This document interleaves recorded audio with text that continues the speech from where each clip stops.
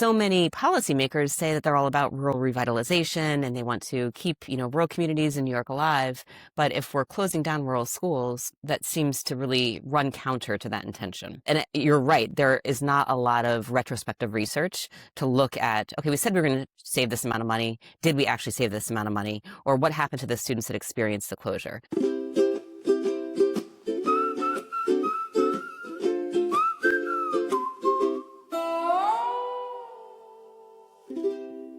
Born in a small town. The Route 20 Crossroads podcast. I'm here with my co-host, Colleen Fox, and today's guest is Dr. Mara Tieken of Bates College, professor of education, who wrote the book, Why Rural Schools Matter, and she's the co-creator of the website Rural Schools Open. Mara, how are you? Good. Great. Thank you so much for inviting me to be here today. You came up. We are dealing with a school merger issue in New York State where we will become one of the largest geographical school districts if we should merge with Morrisville and Cazenovia. And we have heard over and over and over again how great the pre-feasibility study is for this merger, and it seems to focus on the finance element of things. So in my research, your name just kept coming up as somebody who kind of researches stuff that doesn't go into the spreadsheet, as you say in your book. So can you give us your brief background of who you are, your education, and why this topic is of interest to you? Yeah, sure. So as you said, I'm a professor of education at Bates College in Lewiston, Maine. I got my start in education as a third grade teacher in rural Tennessee, and I taught at a school that was under-resourced. It was a place that didn't get a lot of support from the state government, but it was beloved by the community and by students. Of course, it was not perfect, but it was a place where teachers taught their hearts out, and I think students really felt seen and heard. And it was a school, though, that was always under threat of closure. It was the ruralest school in the district, and it educated most of the low-income students in the district. And when I first started there, we were at a site that was over 100 years old. And it had a scattering of trailers out front. I was out in one of the trailers, and the walls are rotten, and the AC didn't usually work. There were no computers. So the question at the district level was always, should we keep the school open? And eventually they did decide to keep it open, and they built a new building, and it's remained open since then. But many other districts and schools aren't so lucky. What I found was that even teaching in an environment where a school is under threat of closure, that can have impacts in and of itself, where there's anxiety that comes with that, right? I went on, got my doctorate, and started doing work in rural districts and with rural schools. And pretty much every district I've worked with has either been under threat of closure. It is the product of past closures and consolidations. And this is just such an issue for so many rural districts across the country that it's kind of hard to do rural education work without somehow starting to think about school closure too. Yeah, this is going to become just a bigger issue. And, Colleen and I both grew up in Morrisville, who is now looking to merge with Cazenovia. They're two distinct villages. One is obviously has a lake in it and is a little bit wealthier, probably a lot. And the other is a rural town we're kind of a mix of the Rust Belt and an agrarian society. So what I found to be so interesting and what brought me to you is that we keep hearing in discussions of these school mergers how, the feasibility studies look so good and there's no reason to not do it, and it's going to make the finances so much better. And the minute that I dug into the research, there was a whole body of qualitative research and academic research that kind of told a different story to me. So can you briefly touch on, how you address the human side in your book, Why Rural Schools Matter for Us? My book focuses on just the important role that rural schools play in rural communities.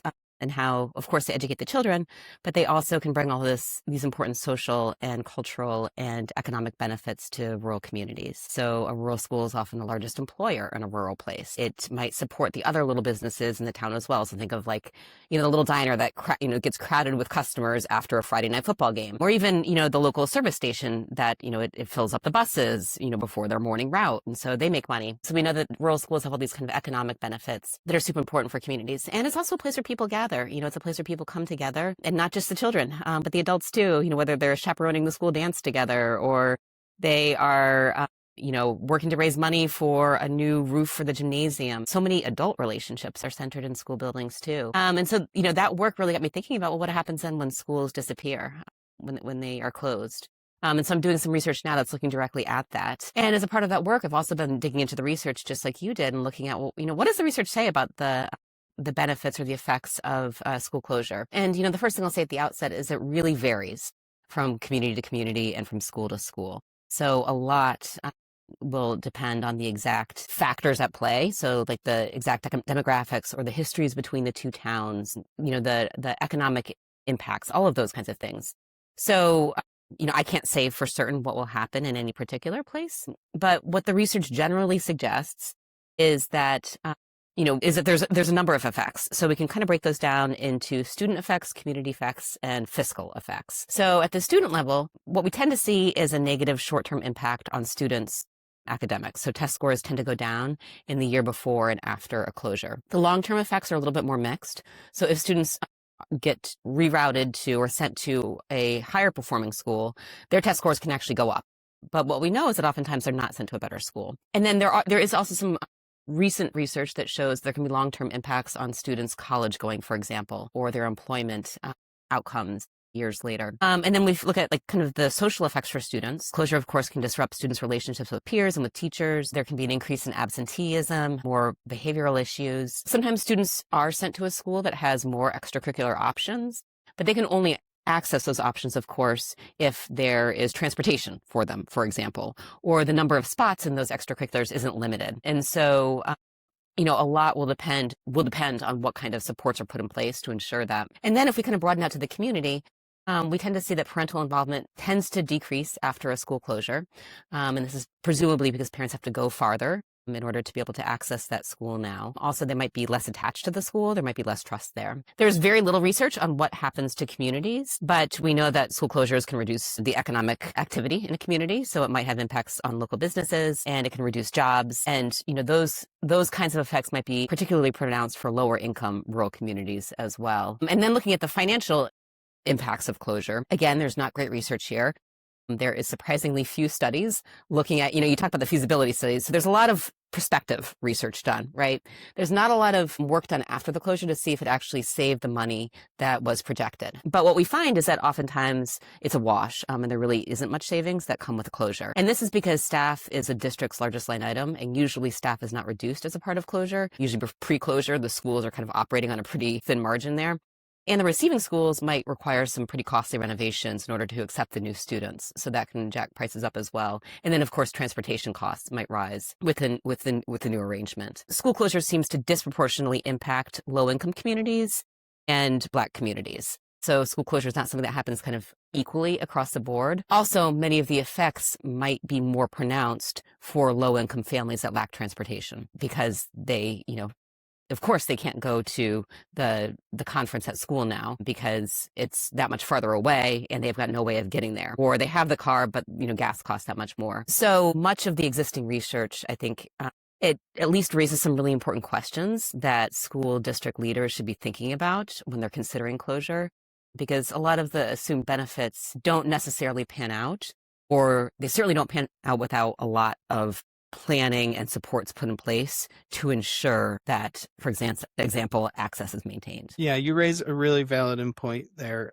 Can't seem to find a whole lot in retrospective studies. And it did dawn on me, our districts are mergers of, we actually include 3 or 4 townships per school already. And it's like, is there any research going back to see if that benefited the kids in the outlying areas of, in this case, it would be like New Woodstock or Eaton? I know I did send you a picture of the old Eaton school and what it looked like, and it like sparked a thought experiment for me. Like, what if that small school had never closed?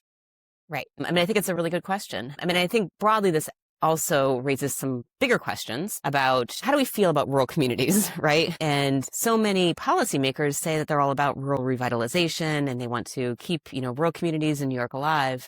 But if we're closing down rural schools, that seems to really run counter to that intention. And you're right, there is not a lot of retrospective research to look at, okay, we said we were going to save this amount of money. Did we actually save this amount of money? Or what happened to the students that experienced the closure? The longer term studies that I know of, again, tend to cast some doubt on, on what it really means for students. I think it should also be distinguished. There's district consolidation and there's school closure, and those are two separate things. That, from what I can tell of the existing research, school closure is the part of that that really tends to have the more negative impacts.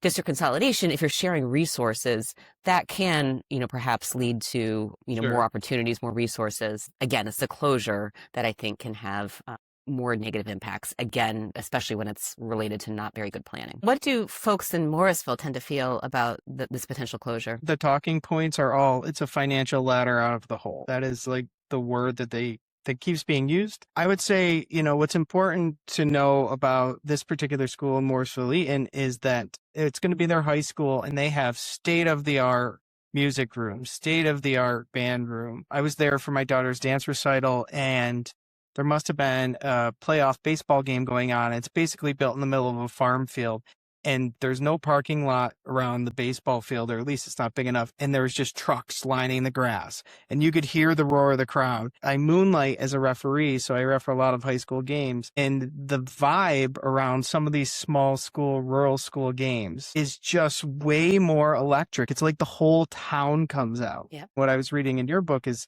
you're talking about 60 kids per grade, and they would be closing that and then sending them here to Cazenovia. And so that creates some extracurricular disruptions too, because you start to become a district where you have to start focusing in on one sport, and you kind of lose that small town 3-sport athlete type of thing.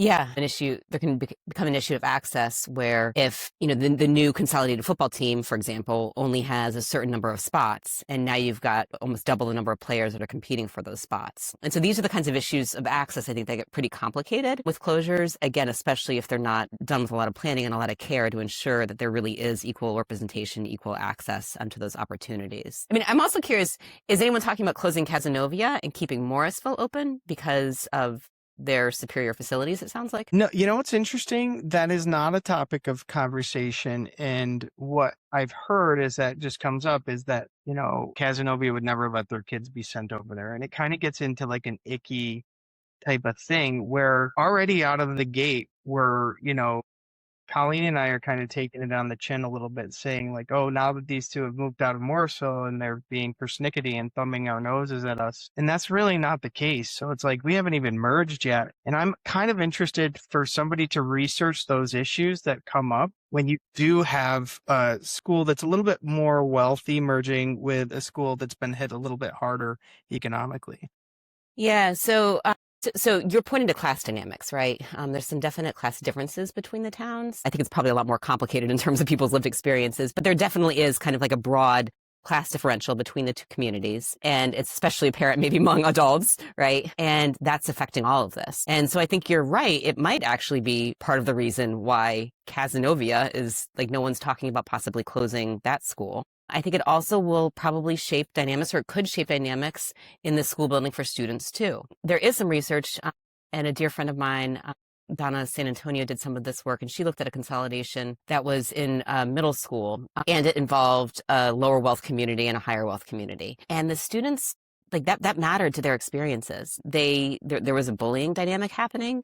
Students, of course, didn't often use language that was kind of coded class-wise. So, oh, you're from that place, right? And the students know what that meant. And so I think that will be, like, if this merger happens, that will be a dynamic that really needs to be managed carefully, as well as ensuring that those issues of access that are so tied to class are addressed too. If it is the Morrisville school that's closed, can we ensure that all students are able to, and Cazenovia's got all these, amazing opportunities. Can we ensure that the Morrisville students can actually access those opportunities? Is there the after-school transportation?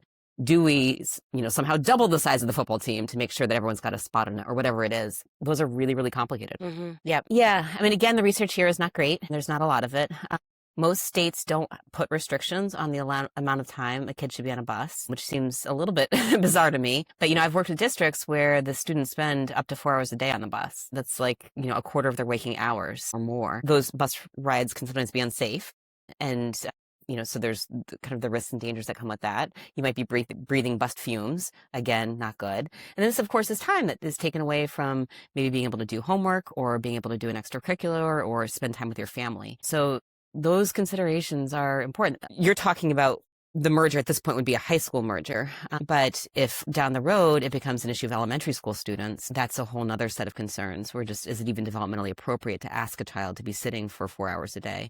One of the districts I worked with in Arkansas, again, it was a situation where upwards of 4 hours a day on the bus. And so parents and grandparents would put their babies on the bus in the morning and the kids would still be asleep. And then they would just sort of wake up on the bus somewhere between home and school.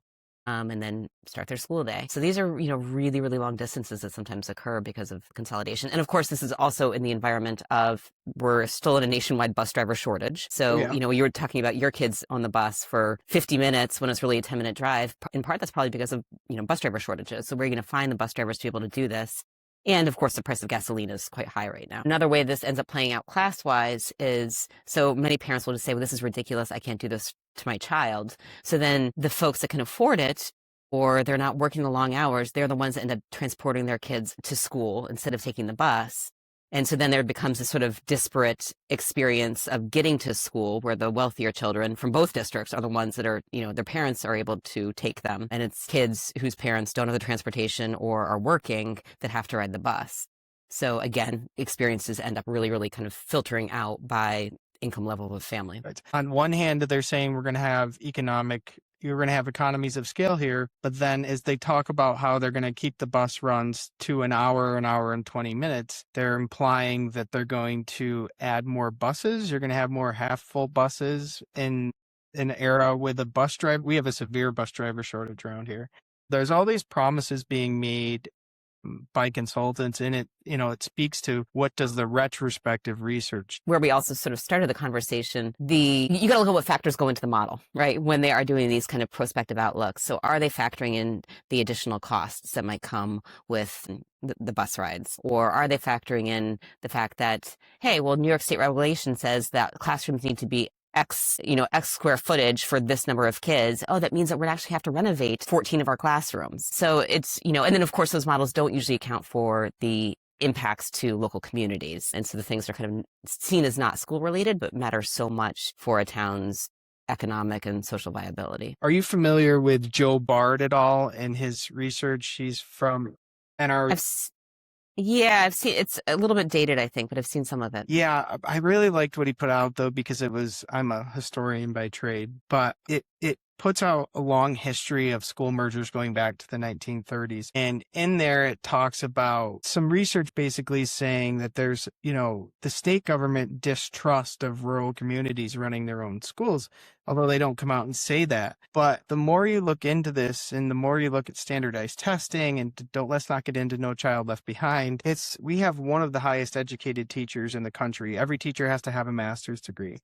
And it just feels like this is part of the big state government, the Leviathan, taking over these little townships, and we losing control of our local school board. And with each passing day, it seems like what we're allowed to teach, it feels like we should just let the teachers teach. A lot of people have kind of noted that trend, more and more state control over education and less local control.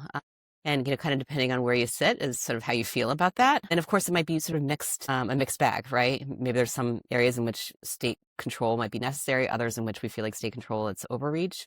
But certainly this trend of more state involvement, in particular the administration of local districts, that is really, really well documented. I think the fear that Colleen and I have is that they want countywide schools, and they're taking a long view of that. So there's two other smaller districts to the east of Morrisville that they wanted to merge into one. Once you merge Morrisville and Cazenovia, the concern is, well, man, Morrisville High School is pretty nice, and it's directly in the middle of Stockbridge and Madison. And so I think that distrust starts to come into play of the state.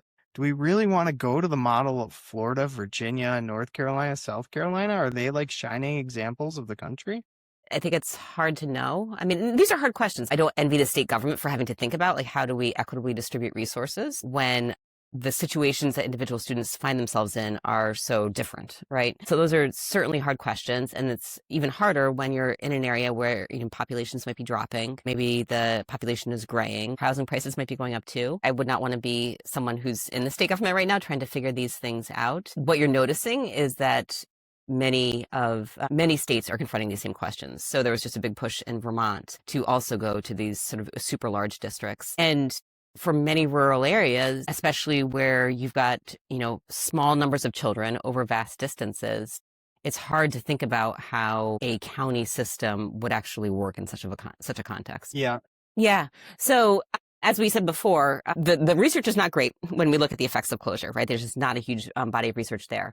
But we do know that in the long term, test scores, for example, can rise if students are sent to a higher performing school. Also, it seems feasible that if a school is closed and kids are sent to a school with more opportunities, they have more access to that, right? The trick becomes do you actually put the supports in place that would allow students to be able to really take advantage of those? So making sure that spots in AP classes are not capped at a certain number, right? So now when you've got double the number of students, the students they can actually take advantage of that. I think you're absolutely right that there can be expanded academic opportunities, for example, but you got to work towards it. That doesn't just magically happen. You've got to ensure that the supports are in place to allow for those to come to fruition. I think just the fact that we're talking about sides here, questions about closure can make that happen, right? They can sort of produce this us versus them dynamic that I think can ultimately be really unhelpful, especially then if the closure happens and then all of a sudden the kids from the us versus them are now going to school together. So I think that's important to just kind of keep in mind. I'd be really interested in how residents from Morrisville feel about this. In some ways, it seems like they might have the most to gain. Where from what I understand, there's no AP classes in the Morrisville High School. That's a real issue. That is an enormous problem, right? And I could see why they might not want to merge with the other districts where the situation is exactly the same. I'm curious, how do folks feel? Do they feel like this could be a potential gain for them in terms of their kids and the kinds of opportunities their kids have? Or are they concerned about some of the potential issues that might come up, the potential for bullying, the potential for feeling squeezed out of the new opportunities they're supposed to have access to? It might be worth talking to folks and hearing from folks in Morrisville and hear what the concerns are if they do exist there. And then no matter what happens, if two districts remain, two high schools remain, or there is a merger, how do we do a better job of resource sharing to make sure that there isn't this situation in which there's a haves and have-nots and, someone always loses out? I think Colleen and I are already portrayed as somebody that's not presenting the arguments fairly. So I hope that our podcast with you will show them that we can, because the superintendent of Morrisville has already rejected our podcast request, which is unfortunate because he already went on another podcast that is locally based. I think these podcasts, these long form conversations are very helpful to ease people's concern or draw attention to the issues that they might not be considering. I want to segue into one final thing that Dr. Tieken has. You have a website available for people facing these issues. Can you talk about that a little bit? Yeah. So it's ruralschoolsopen.org. And on that, there's a whole bunch of information about some of the stuff we've been talking about, what we know about the effects of closure, for example, tactics you might use to fight closure, and also resources for closing well. So if it does come to a point where schools need to be closed, how do you organize to make sure that the closure happens in a way that is of maximum benefit to students and to communities? And it's particularly designed for marginalized communities, low-income communities, communities of color that are facing closure, and some of the real equity issues, I think, that get surfaced when we're thinking about closing schools. Yeah, this was a concept I learned from you, spatial equity. This was a new phrase to my lexicon. One final thing that I want to bring up before I let you go enjoy that 80-degree weather in Maine that you probably don't get too often. Just finished a book called Educated Out, how rural students navigate elite college and what it costs them. This is super fascinating to me, having gone to Morrisville and seen some really, really smart kids with top tier SAT scores. They ended up at good colleges. We're talking kids that got high 1500s on their SATs. Can you talk a little bit about your book? Yeah. So I follow some rural first-generation to college students as they enter and experience and graduate from an elite college. And I'm particularly interested in how place shapes their experiences, how it shapes access to college. So even applying, what kind of school do I think is for me? What kind of school do I see myself at? But then also shapes their experiences when they're there. And so some of this is about preparation for college. That's certainly a huge piece of it. But then it might also be about the cultural divides and the social divides and political divides they have to navigate as their students there. And what I find is that, we have a sort of vocabulary to talk about how race and class shape access to higher education. We do not have that same vocabulary for how place shapes access to higher education. Totally. And it very much does. As the title of the book, Educated Out, kind of hints at, it also really shapes how students have to think, the kind of questions that confront them as they graduate. And then they maybe can't go back home, even if they want to, because there's not the jobs there, or the political and the cultural and the social divides have gotten so vast. So, it's really thinking about, well, how does place matter when it comes to educational opportunity? I think the questions that maybe it raises and that you are raising right now also feel particularly pertinent right now when you think about the closure of a school. What would really help Morrisville graduates at this moment in terms of kind of in light of this closure, right? Or this potential closure? How do you help support access to all the kind of college preparatory work and all of that, but then also preserve home communities too? Again, super, super complicated questions. They're not unrelated, right? Questions of, do we have schools in K-12 communities? And questions of what happens to the graduates of these communities afterwards. I'm remembering the comments of a school board member in Arkansas, and they were confronting some of the same questions.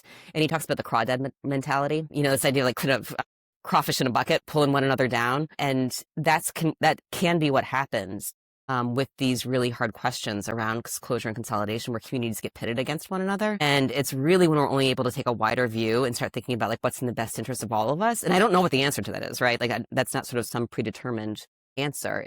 But we got to take that wider view so we can think about, okay, how is it we stop pulling one another down? We actually work together to build something and maybe, change the entire structure of things. There's got to be better answers than sort of going after one another. This has been a great first episode. And I would like to thank Dr. Mara Tieken of Bates College for coming on. Thank you so much for having me. I appreciate it. Thank you. Well, I'm honored to be here. Thanks, guys. Bye-bye.